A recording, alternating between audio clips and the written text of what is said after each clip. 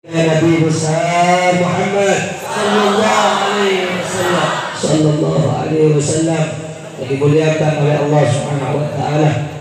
Hadirin hadirat, sebelumnya saya minta maaf tidak bisa berpanjang lebar. Sedikit yang ingin saya sampaikan, tolong dengarkan baik-baik, semoga bermanfaat untuk kita semuanya. Hadirin hadirat yang dimuliakan oleh Allah Subhanahu wa taala, alhamdulillah, ini malam Allah Subhanahu wa taala mendudukkan kita dalam suatu acara yang agung, suatu acara yang besar, suatu acara yang sempurna. Sebab pada ini tempat, pada ini keadaan, pada ini waktu kita diajak bersama-sama membaca zikrullah, berzikir kepada Allah Subhanahu wa taala, yang dimana mengingat Allah adalah suatu sarana, adalah suatu hal untuk menenangkan hati orang-orang yang beriman kepada Allah, untuk menenangkan hati orang-orang yang mukmin kepada Allah Subhanahu wa taala. Apapun segala problem kita, apapun segala kesulitan kita, manakala kita diajak hati kita untuk berzikir mengingat Allah, Allah Subhanahu wa taala berfirman, "Ala bizikrillah tatma'innul qulub." Ingatlah, ketahuilah, dengan mengingat Allah, dengan berzikir kepada Allah, tatma'innul qulub, hati akan menjadi tenang, hati akan menjadi tenteram. Sebab hati adalah tempat Allah memandang. Saudara-saudara, dalam hadis yang sudah masyhur, qala Rasulullah sallallahu alaihi wasallam, "Innallaha la yanzuru ila aswarikum wala ila ajsamikum." Sesungguhnya Allah tidak melihat rupa dan bentuk kalian, Allah tidak melihat daripada jenis kulit kalian, walakin akan tetapi Allah Subhanahu wa taala yanzuru ila qulubikum, akan melihat hati kalian. Apabila hati kalian tenang, apabila hati kalian dipenuhi dengan ma'rifah, dengan cinta kepada Allah, maka Anda akan mudah untuk mendapatkan futuh, keterbukaan mata hati. Anda akan lebih mudah untuk mendapatkan ketenangan hati manakala hati Anda telah dipenuhi cinta kepada Allah Subhanahu wa taala. Dan alhamdulillah, pada ini malam juga di acara kita ini kita diajak untuk bersama-sama membaca sholawat kepada baginda Nabi besar Muhammad, yang dimana sholawat adalah suatu kunci daripada segala rahasia. Sayyid Muhammad ibn Alawi ibn Abbas al-Makki al-Hasani, beliau pernah mengatakan, kullu sir asir, kullu sir bisalah ala nabi. Sesungguhnya segala rahasia, apapun rahasianya, rahasia ketenangan, rahasia keilmuan, rahasia rezeki, rahasia ketabahan, semua berada di dalam sholawat kepada baginda Nabi besar Muhammad. Jika Anda ingin dimudahkan segala urusannya, jika Anda ingin ditenangkan di dalam segala keadaan Anda, maka jangan pernah melupakan di dalam setiap harinya Anda untuk mengingat baginda Nabi besar Muhammad. Saudara-saudara yang dimuliakan oleh Allah Subhanahu wa taala, ada satu cerita tentang kemuliaan sholawat di dalam kitab Asy-Syaikh Al-Imam Hujjatul Islam Abu Hamid Muhammad ibn Muhammad Al-Ghazali, di dalam kitab beliau yang berjudul Mukasyafatul Qulub, diceritakan, ja'at imra'atun ilal Imam Hasan Al-Basri. Suatu hari, suatu ketika datang seorang wanita kepada Imam Hasan Al-Basri. Faqalat, wanita itu berkata, innali ibnatun syaqah faqad matat ya Imam. Aku ini punya anak perempuan yang sudah lama meninggal wahai Imam Hasan Al-Basri. Fajituka, aku datang kepadamu wahai Imam Hasan Al-Basri, kaitu anlimani masta'inu li ru'yatiha, agar engkau membantuku, agar engkau menolongku, agar engkau mengajari aku bagaimana aku bisa berjumpa dengan putriku yang sudah lama meninggal dunia. Fa'allamahal Imam Hasan Al-Basri mengajarkan ibu bagaimana caranya dia berjumpa dengan putrinya yang sudah lama meninggal dunia.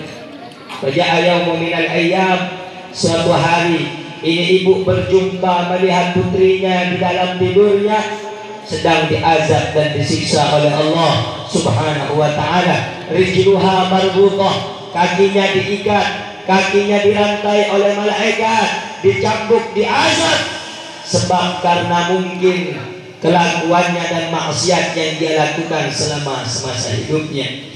Kemudian ini ibu bangun dari tidurnya, datang kembali kepada Imam Hasan Al-Basri. Faqalat, ini ibu berkata, wahai Imam, kemarin malam aku bermimpi berjumpa putriku, tetapi hatiku gelisah, hatiku bersedih sebab aku berjumpa dengan putriku, sedangkan putriku dalam keadaan diazab oleh Allah Subhanahu wa ta'ala. Mendengar cerita ini Al-Imam Hasan Al-Basri faqtammah, pingsan sebab gak kuat dengar daripada siksaan Allah Subhanahu wa ta'ala bagi orang-orang yang durhaka kepada Allah. Faja'a yawmun minal ayyam, datang suatu hari, ra'ah fil manam, Imam Hasan Al-Basri melihat seorang wanita di dalam tidurnya, cantik, jelita, anggun, sejuk dipandang. Faqala, maka Imam Hasan Al-Basri bertanya kepada wanita tersebut, man anti, siapa engkau? Wanita itu berkata apa? Wahai Imam, ana ibnatu imratin alladhi atatka ya Imam. Aku ini putri dari seorang ibu yang kemarin pernah datang kepada. Kaget Imam Hasan Al-Basri. Kemudian Imam Hasan Al-Basri bertanya, bukankah kemarin ibumu datang, baru saja ibumu kemarin datang ke sini, bercerita engkau sedang diazab oleh Allah, engkau sedang disiksa oleh malaikat. Kenapa engkau sekarang duduk di singgasana yang megah, yang mewah, pakaianmu dari sutra, wa ala ra'siha taj, di atas kepalanya pakai mahkota. Kata perempuan tersebut, benar wahai Imam, aku kemarin memang sedang diazab dan disiksa oleh Allah Subhanahu wa ta'ala. Akan tetapi marra bina rajulun, ada seorang laki-laki lewat di tengah-tengah kami. Wa kana fil maqbara 550 insanan. Waktu itu kami dikubur di kuburan umum kaum muslimin sebanyak 550 manusia. Famarra bina rajulun, lewat di tengah-tengah kuburan kami seorang laki-laki alladhi yusalli ala Muhammad. Laki-laki tadi mengucapkan sholawat kepada Nabi Muhammad satu kali. Fanudia, terdengar suara dari atas langit, irfa'u anhumul adab, angkat siksa kubur 550 manusia. Sebab apa? Diberkati hadar rajul, berkahnya seorang laki-laki yang lewat di kuburan tadi, alladhi sholli ala Muhammad. Laki-laki tadi menyempatkan membaca sholawat satu kali kepada baginda Nabi besar Muhammad. Jika satu sholawat mampu membebaskan siksaan manusia sebanyak 550 orang yang sedang diazab, sedang disiksa, bagaimana anda yang duduk dari tadi, dari mulai jam 8 kata Pak Kiai sampai jam 1 lewat, anda duduk karena cinta kepada Nabi, anda duduk membaca sholawat kepada Nabi. Fa insyaallah dengan niat anda yang tulus, dengan niat anda yang ikhlas, anda datang akan dapat mengampuni, akan menjadi sebab diampuni seluruh orang-orang yang ada di sekitar ini, dosanya oleh Allah diampuni. Barokahnya anda yang datang membaca maulidnya baginda Nabi Muhammad sallallahu alaihi wasallam. Saudara-saudara, sholawat adalah suatu amalan yang sangat simpel. Sholawat yang anda baca, ya Rabbi sholli ala Muhammad, paling mudahnya, paling pendeknya sholawat sallallahu ala Muhammad sallallahu alaihi wasallam. Semua sholawat baik, ada sholawat munjiat, ada sholawat tibbil qulub, ada sholawat al-fatih, ada sholawat miftah ibadah rahmatillah, ada sholawat nur, ada sholawat nariyah, semua baik. Tapi saya kasih satu sholawat, kalau anda mau mengamalkan ini, dikatakan sayyidus shalah ala nabiyil mukhtar, pemimpin dari segala sholawat. Apa sholawatnya? Ini sholawat yang ngarang bukan kiai, yang ngarang bukan habib, yang ngarang bukan ajengan, yang ngarang bukan malaikat. Ini sholawat keluar langsung dari lisannya manusia yang paling mulia, lisannya Nabi Muhammad. Kalau Anda katakan, oh yang paling bagus itu sholawat Nariyah, oh yang paling bagus itu sholawat Fatih, oh sholawat yang paling bagus itu sholawat Nurjiah. Kata ulama, sholawat yang paling bagus, sholawat yang paling baik adalah sholawat Ibrahimiyah. Sholawat apa namanya? Sholawat apa namanya? Ibrahimiyah. Sebab ketika turun ayat innallaha wa malaikatahu yusalluna 'alan nabi ya ayyuhalladzina amanu sallu 'alaihi wa sallimu taslima. Sahabat nanya kepada Rasulullah, ya Rasulullah, nahnu na'rifu kaifa nusallimu 'alaika. Kami ini sudah tahu bagaimana mengucapkan salam kepadamu. Assalamu alayka ya Rasulullah, assalamu alayka ayyuhan nabi. Kami tahu, tapi kami yang bingung ini bagaimana sholawat kepadamu. Rasulullah langsung mengajarkan keluar dari lisan beliau yang suci dan mulia. Allahumma salli ala Muhammad. Ucapkan oleh kamu semuanya, Allahumma salli ala Muhammad wa ala ali sayyidi wa ala ali Muhammad kama sallaita ala Ibrahim wa ali Ibrahim wa barik ala Muhammad wa ala ali Muhammad kama barakta ala Ibrahim wa ala ali Ibrahim. Ini sholawat yang langsung mendiktekan, yang langsung mengajarkan kepada sahabat dan seluruh kaum yang mukmin kepada baginda Nabi Muhammad. Sholawat ini adalah sholawat yang paling baik. Satu, kata ulama, kenapa sholawat Ibrahimiyah menjadi sholawat yang paling baik? Satu sebabnya, sholawat Ibrahimiyah yang ngarang langsung adalah Nabi Muhammad. Kedua, sholawat Ibrahimiyah menjadi sholawat yang paling baik di antara sholawat yang ada, sebab sholawat Ibrahimiyah dibaca dalam sholat. Tetapi kalau sholawat yang lain gak bisa dibaca dalam sholat. Kalau ente orang sholat baca Allahumma sholli sholatan kamilah wa sallim, batal yang dia punya sholat. Kalau ente baca Allahumma sholli ala Muhammadin sholatan tunjina, batal. Tetapi kalau ente baca Allahumma sholli ala Muhammad wa ala ali Muhammad kama shallaita ala Ibrahim wa ala Ibrahim, itu yang disyariatkan oleh Rasulullah agar dibaca di dalam sholat.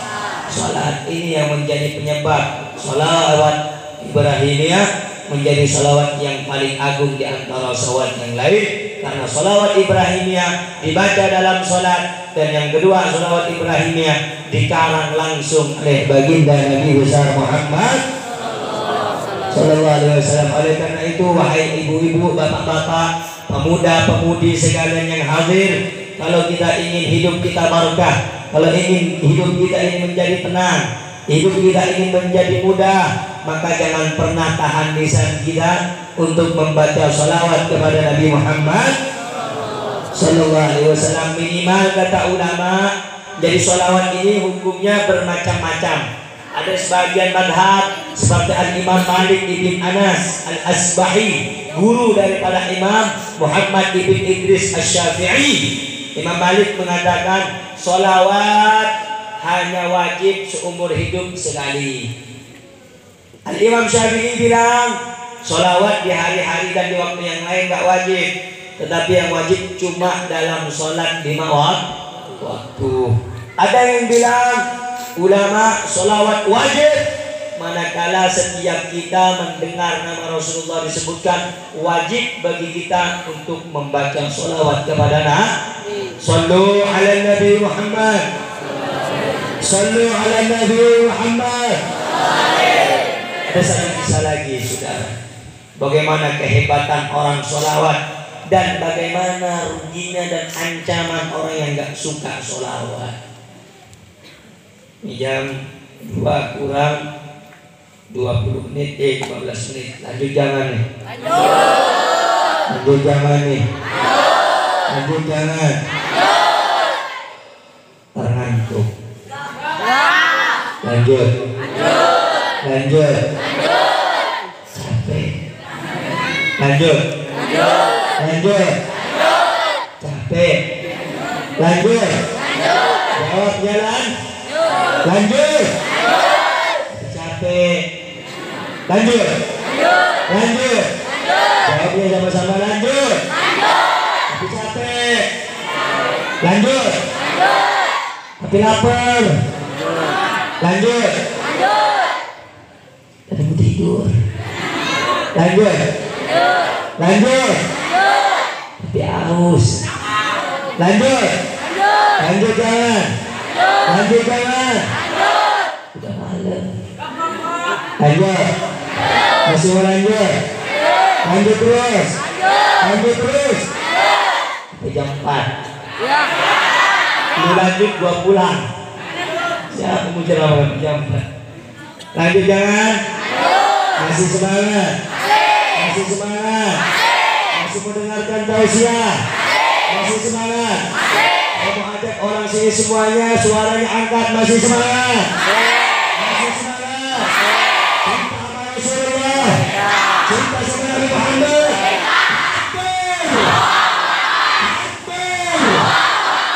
Sallu ala Nabi Muhammad. Jadi Pak Kiai kudu ditakbir dulu jangan ngantuk. Betul. Betul. Ngantuk udah nih. Ngantuk kagak? Ngantuk enggak? Lanjut jangan ceramahnya. Lanjut jangan. Baru hidup semua tadi pada lempok. Belum makan?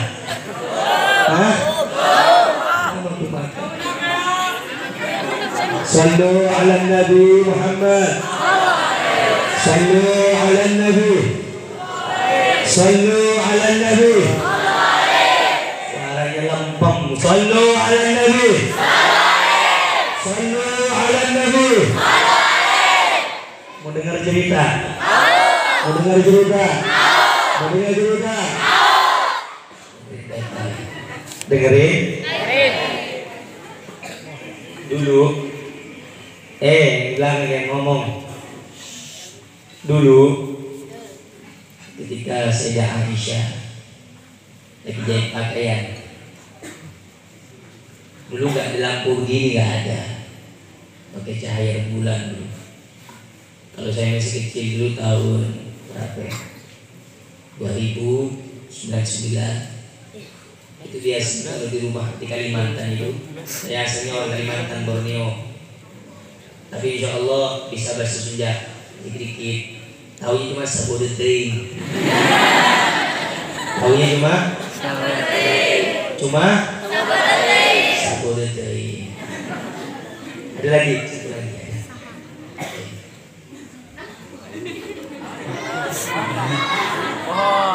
Tos tuang tajan.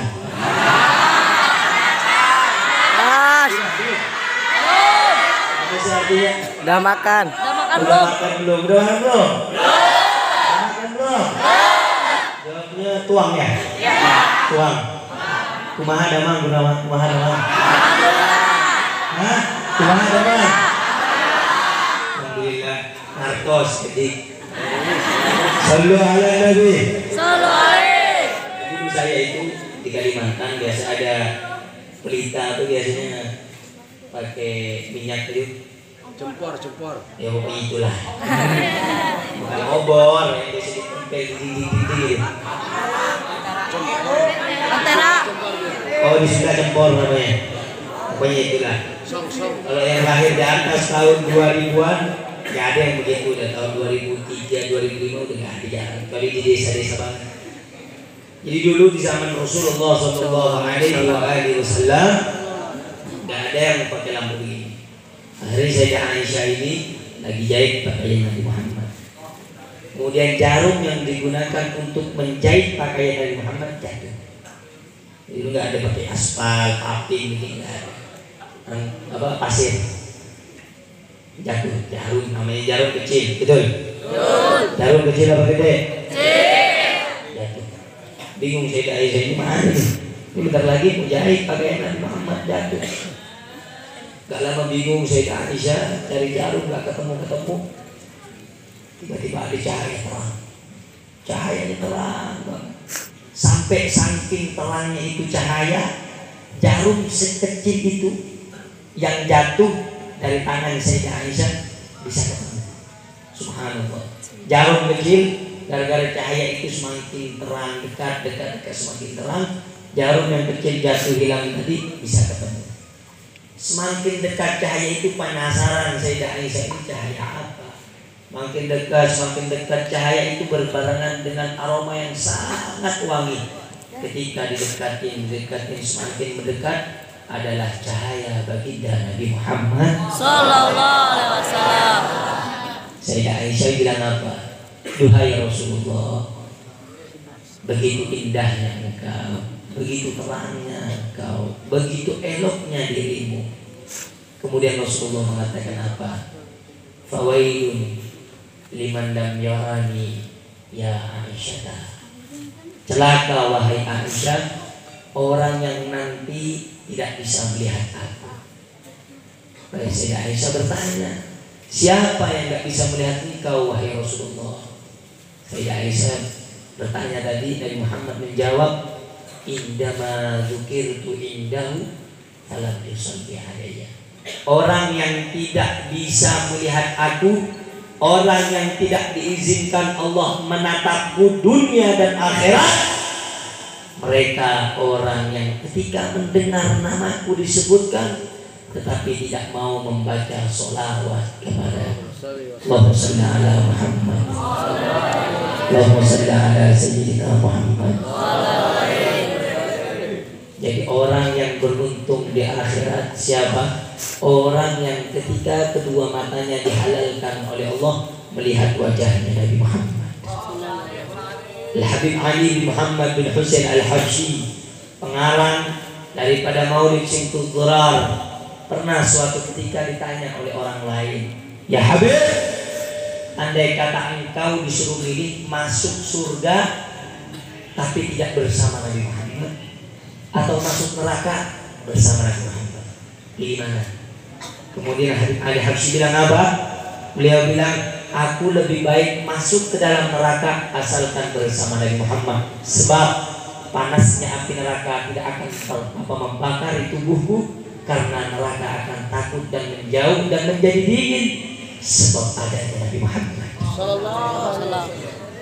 Jika Nabi Ibrahim Allah bilang kepada api, ya narukuni bardan wa salaman ala Ibrahim, wahai api, jadilah engkau selamat, dingin dan menyelamatkan kepada Ibrahim.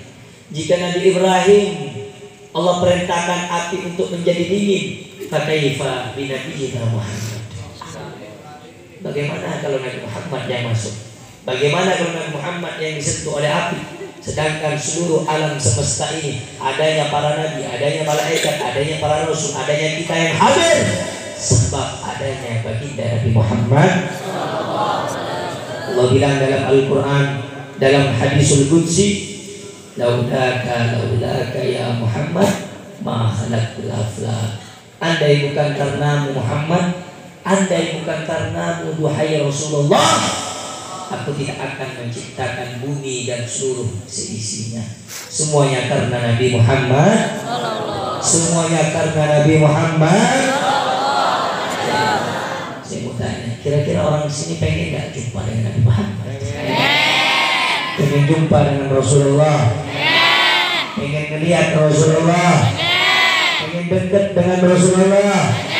Pengen nanti ketika Shiratul Mustaqim digandeng melewati menyeberangi jembatan Shiratul Mustaqim, pengen digandeng sama Nabi Muhammad, pengen duduk di surga bersama Nabi Muhammad, yakin? Beriman gak sama Nabi? Beriman gak sama Nabi? Beriman gak? Beriman gak? Percaya sama Rasulullah? Percaya sama Rasulullah? Saya kasih satu amalan. Mau amalan? Mau. Jam 2 kurang 10 menit saya harus selesai. Shallu ala Nabi Muhammad. Sallallahu alaihi. Ada satu amalan menutup acara ceramah saya. amalan ini diamalkan baik-baik. Setuju? Siap diamalkan? Siap diamalkan? Siap dibaca? Takbir! Allahu Akbar. Jadi amalan ini simple, gak ribet, no neko-neko. Amalannya yang ngasih amalan bukan saya hanya meneruskan penyampaian saja. Amalan ini keluar dari manusia yang paling terbaik, yaitu baginda Nabi Muhammad Sallallahu alaihi wasallam. Percaya sama Nabi kan? Percaya. Percaya sama Nabi? Percaya. Ayo jawab sama-sama, percaya sama Rasul. Percaya. Beriman sama Rasul. Percaya. Yakin kepada Rasul. Yakin. Jadi kalau anda yakin, insya Allah anda bersama Nabi Muhammad. Amin. Kalau anda beriman, anda bersama Nabi Muhammad. Amin. Kalau anda yakin mengamalkan amalan ini, anda insya Allah bersama Nabi Muhammad. Amin ya Rabbal. Amin ya Rabbal. Amin. Amalannya Nabi Muhammad bilang, man shalla alayya hina yusbihu ashran wa hina yumsi ashran adrakathu syafaati yaumal qiyamah. Barang siapa, kata Rasulullah, yang bersolawat kepadaku 10 kali di waktu pagi, 10 kali di waktu sore, maka berhak, wajib bagiku untuk memberikan kepadanya syafaat di hari kiamat. Percaya nggak Nabi? Percaya. Kita kalau dikasih amalan sama ajengan percaya kan? Percaya. Ini bukan ajengan yang ngomong. Kalau kita dikasih amalan sama Habib percaya kan? Percaya. Bukan Habib yang ngomong. Kalau kita dikasih leluhur kita amalan percaya kan? Percaya. Ini bukan leluhur kita, tetapi Nabi Muhammad. Yang mana Allah bilang dalam Al-Quran, wa ma yantiqu 'anil hawa in huwa illa wahyun. Ucapan Nabi tidak pernah bohong. Jadi orang yang baca sholawat 10 kali di waktu pagi, 10 kali di waktu sore, wajib mendapatkan syafaat Nabi. Mau syafaat Nabi Muhammad? Amalkan sholawat 10 kali di waktu 10 kali di waktu sore. Berarti pagi berapa? Pagi berapa? Sore berapa? Totalnya berapa? Bisa kira-kira? Bisa kira-kira? Bisa diamalkan? Bisa dibaca? Bisa dirutinkan? Sallu ala Nabi. Sampai sini kira-kira jelas tidak? Paham tidak? Saya tanya semuanya, kira-kira sholawat bagus tidak? Mulia tidak? Agung tidak? Orang yang baca sholawat mulia tidak? Orang yang baca sholawat agung tidak? Ingin jumpa dengan Rasul?